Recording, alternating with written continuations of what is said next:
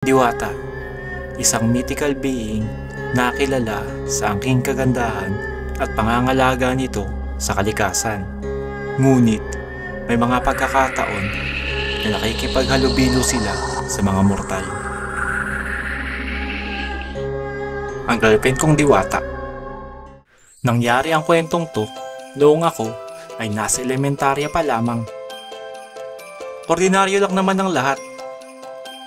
Normal na teacher,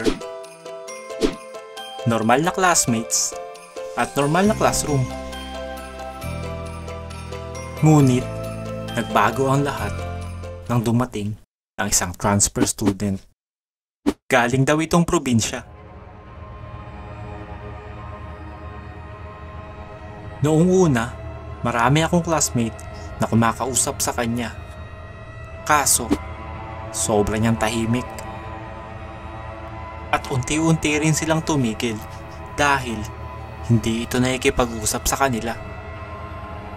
Pero hindi ko maipaliwanag ang aking nararamdaman na parang nakatitig siya sa aming lahat.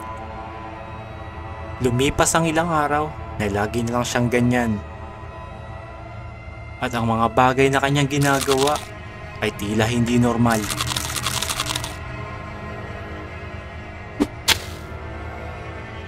Umabot pa sa puntong natatakot na ang iba naming classmates. Pati ako. Hanggang isang araw, nakita ko siyang lalakad sa may tulay at napansin ko ring mayroong paparating na jeepney. Classmate, ilag! Ha?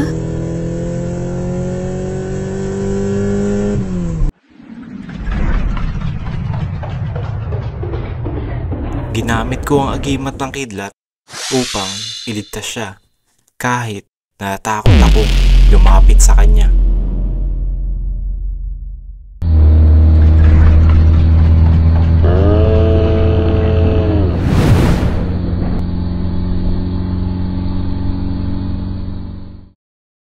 Ano bang ginagawa mo?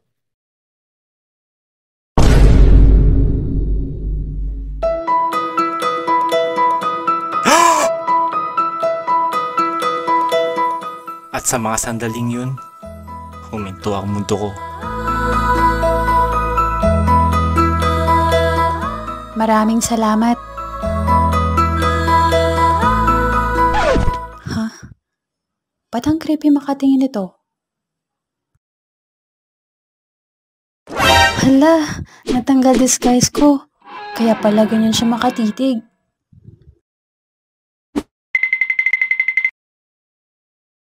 Maraming salamat at pasensya na. Oh, nasa na siya? Hintay! Hintay! Minsan na nga lang makita ng forever. Over na agad. Huwag mo ako sundan. Hindi ko na kaya. Maubusan na ako ng hininga. Saglit! Grabe. Ang bilis tumakbo.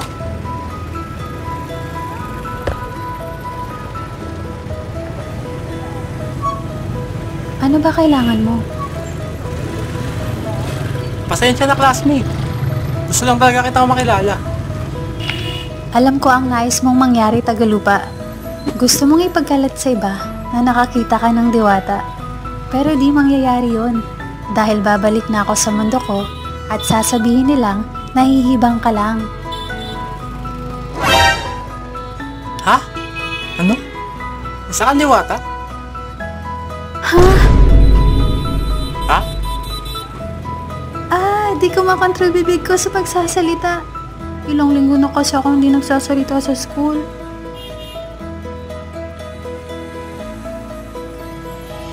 Basta, layuan mo na ako. Ano bang dapat ko sabihin sa ganitong pagkakataon? Nais ko lang malaman mo na hindi na ako magugulat kung makakita man ako ng Diwata. Aswang at tikbala nga, nakakita na ako. Gusto ko lang talagang may pagkaibigan sa'yo.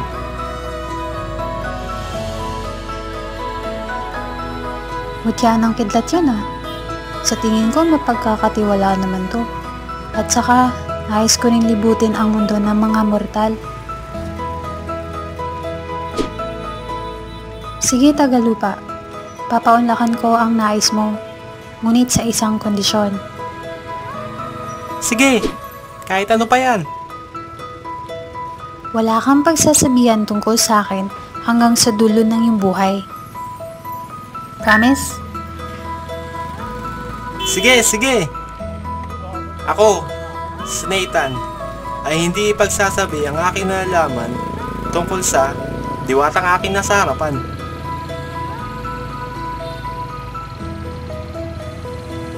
At doon nag-umpisa ang aming pagkakaibigan o pagkakaibigan.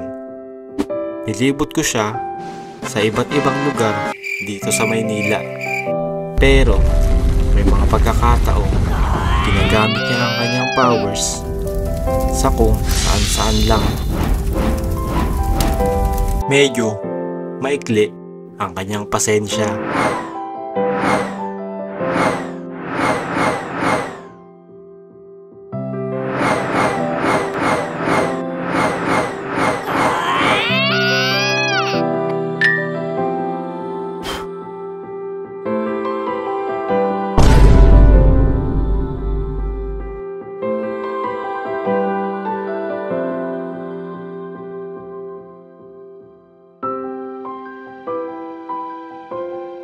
At may kakulitan din.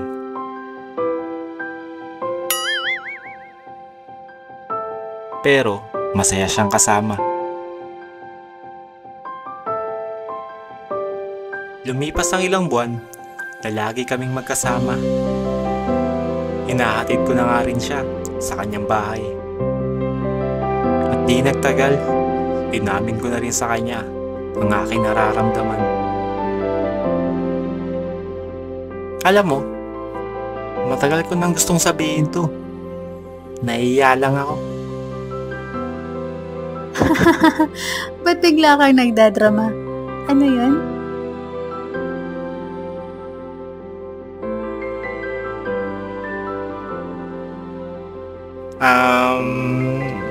Gusto kita.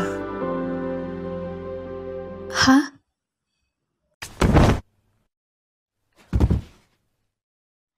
Ha? Anong kalokohan to? Masyado na atang mataas tingin mo sa sarili mo, Tagalupa. Kailanman, hindi maaaring magkagusto ang mortal sa tulad naming. Itigil mo na yung kaibagan mo bago pa ako magalit sa'yo.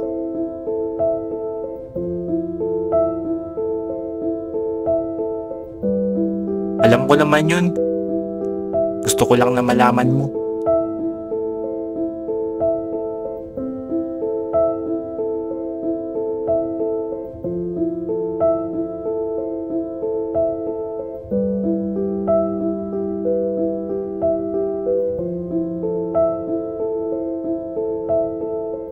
Bakit ganito nararamdaman ko? Hindi ko maintindihan. Ito ba ang tinutukoy niya? Hindi to pwede. Isa akong diwata.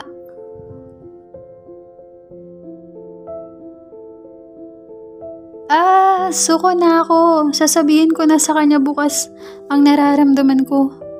May mga diwata naman na nahulog ang loob sa Tagalupa eh.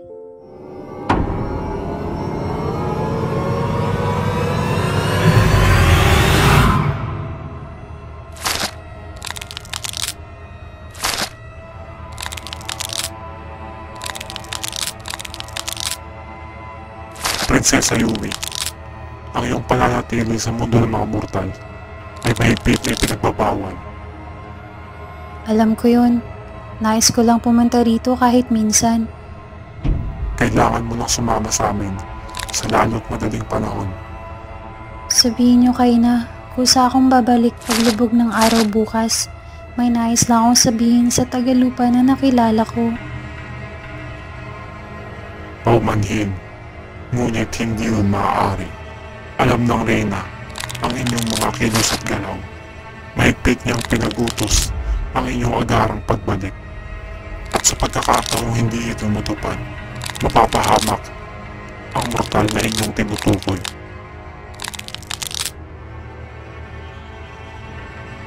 Naiintindihan ko.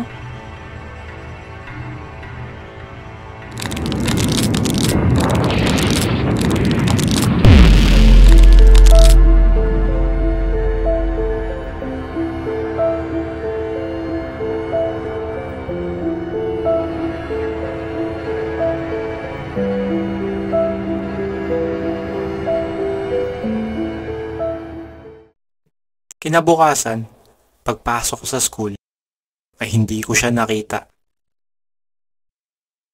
Masama ang aking pakiramdam.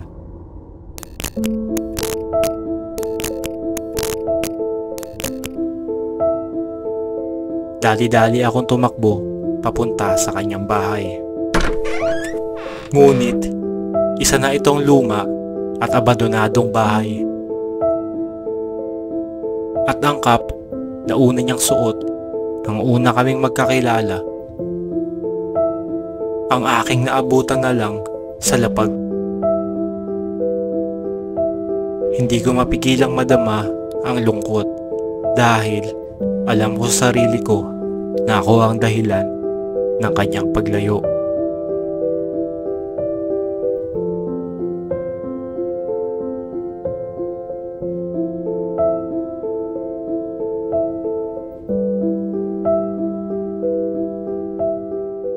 Maraming salamat sa nakakulab natin, which is si Yui Stories. Please subscribe to her channel. Galing yan mag-drawing mga insan. At shoutout sa kanila. Maraming salamat sa panonood at see you in the next video.